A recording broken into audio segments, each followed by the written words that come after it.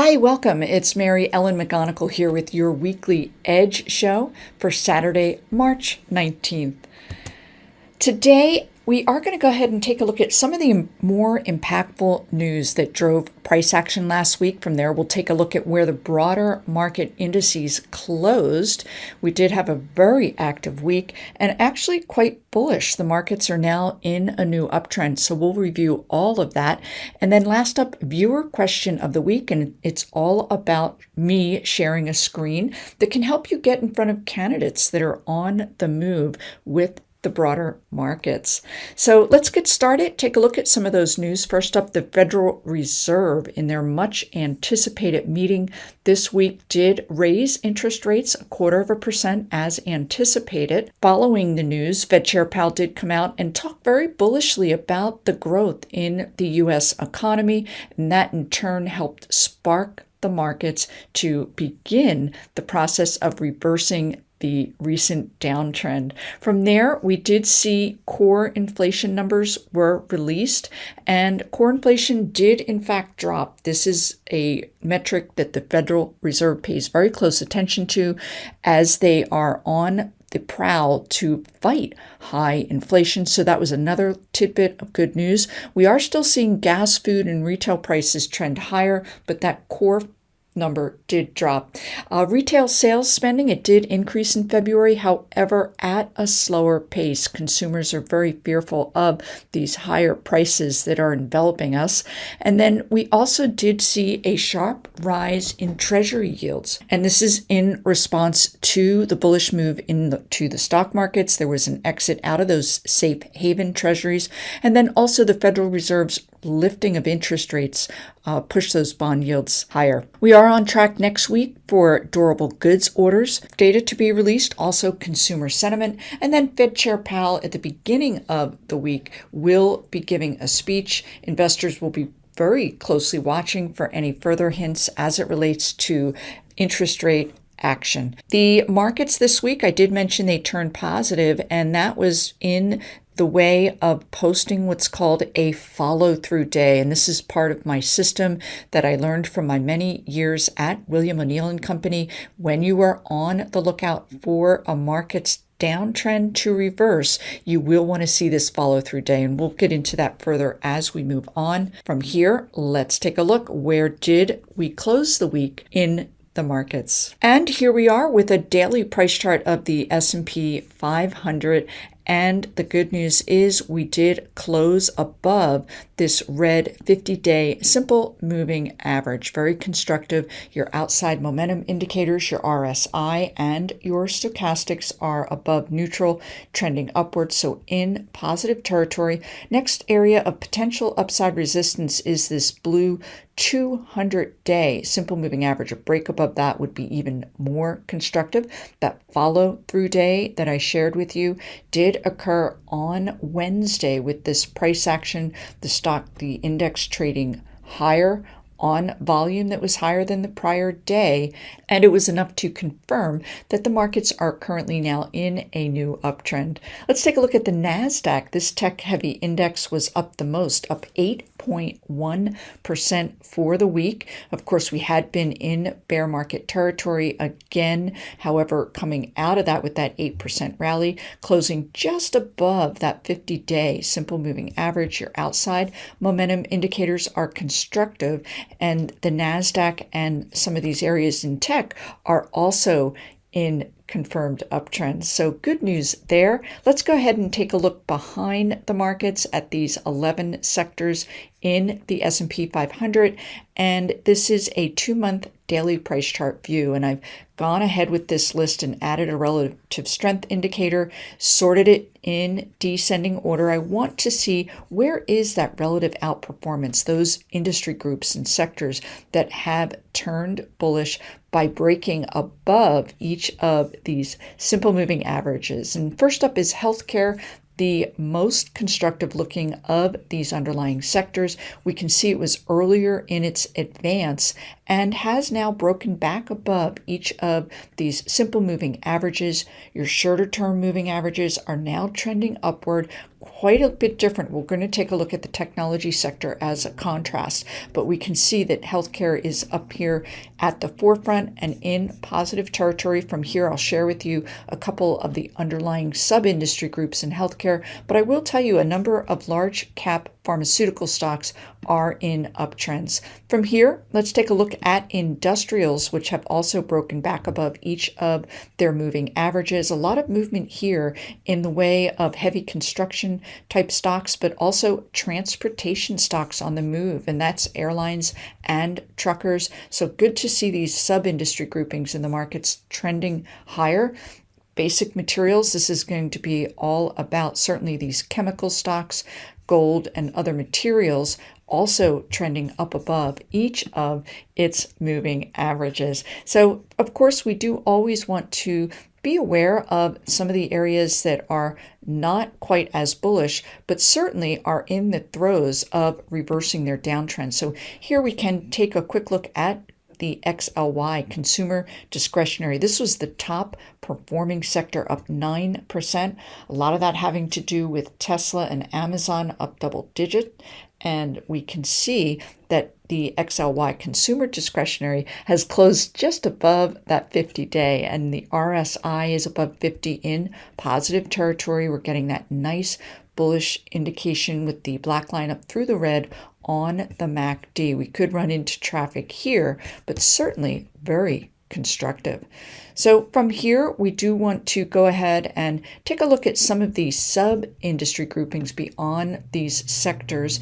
These are ETFs of areas that I find to be really helpful in helping you stay on top of where the price movement and money flows are taking place among growthier areas. So again, a 2-month daily price chart view. So first area I do want to share with you in these sub-industry groups, I talked about healthcare being the strongest among those sectors. Let's take a look at a group that just turned positive, and I couldn't be more excited. This is the Biotech ETF, IBB, the Nasdaq Biotech grouping, breaking back above this 50-day simple moving average. And you can see this index peaked much earlier than the broader markets. The fact that it is turning constructive is very indicative of investors' sentiment shifting more toward a risk-on sentiment. And this is because most of these biotech names don't really have earnings. They are very much still in the discovery phases for these new potential drugs.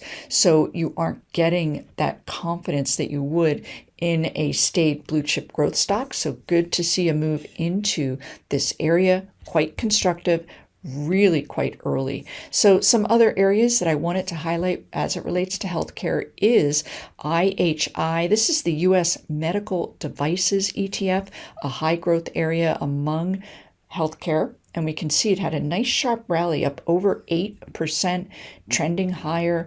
RSI positive, MACD had that nice positive crossover, lots of nice traction here, and that is constructive as it relates to certainly growth names in the markets. So from here we can take a look at, I talked about technology, that was the second highest performer for the week, up 7.6%. We can take a quick look here at software stocks, and this is an area I review each week.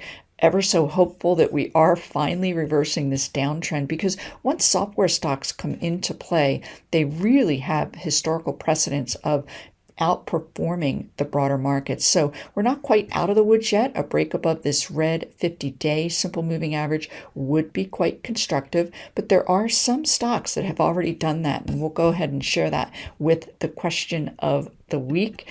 And another area that I did want to point out to you that is declining, but this is good news. This is the Volatility Index, the VIX, better known as the Fear Index. We closed here down below that 24 level, and these heightened periods of volatility are not good for the market. So ideally, if we could get back down to that 18 level, we can see going back historically that the markets settle in during lower periods of volatility and have freer reign to trade higher.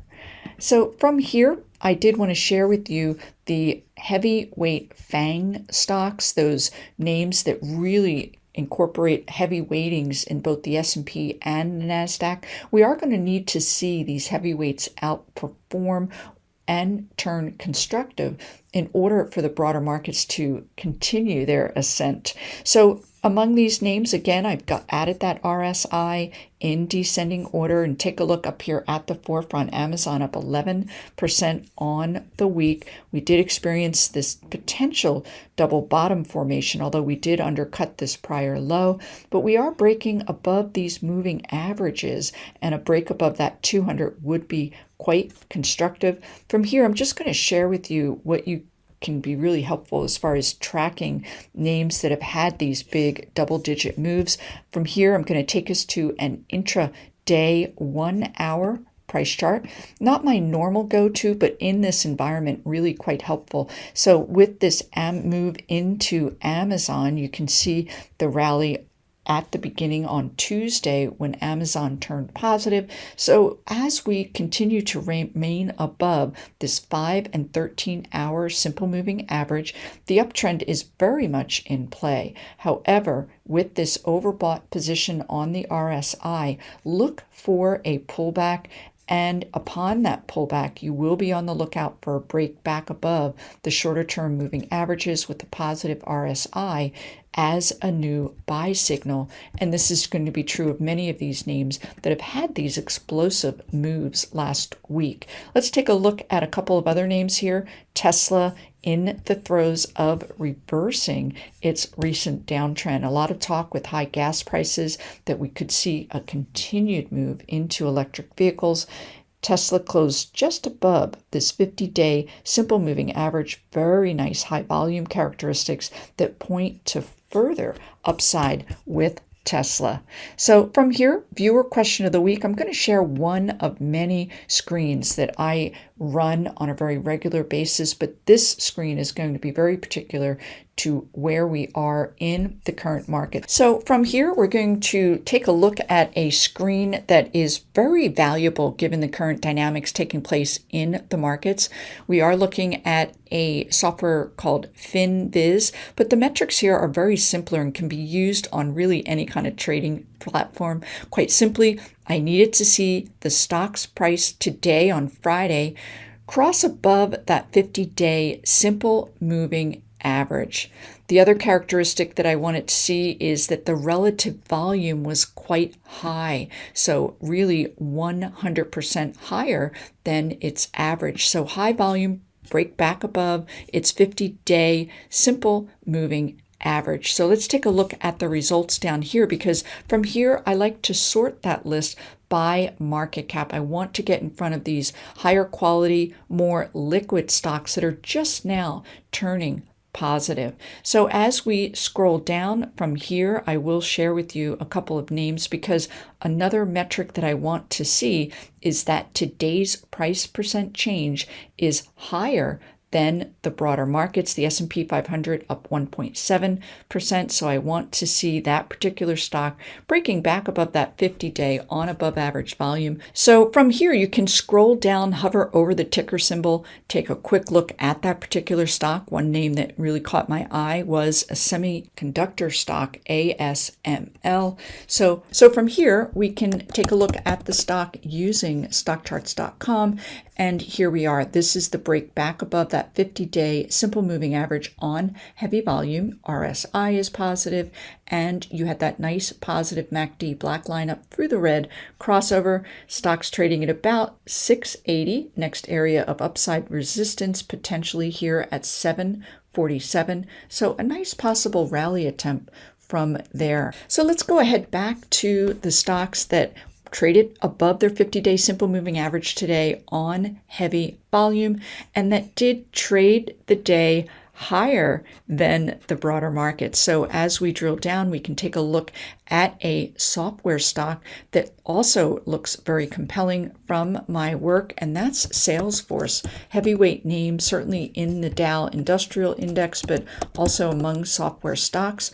And take a look. I need to see, similar to ASML, that the stock was an outperformer when their group and the broader markets were in an uptrend. So we can see that it has broken back above this 50-day simple moving average, huge high volume characteristics, bullish outside momentum indicators. So that is the viewer question of the day. Everyone, have a great weekend, and I look forward to seeing you here next Saturday. Hey, Mary Ellen here with Simpler Trading. Thanks for watching the video. If you liked what you saw, go ahead and hit that like button and leave comments below. And if you'd like to be notified to future videos, you can hit that bell icon and subscribe. Don't leave without subscribing to my MEM Edge bi-weekly report. I do have a special trial offer. And for those who'd like to learn about trading live with us, you can go ahead to simplertrading.com to learn more.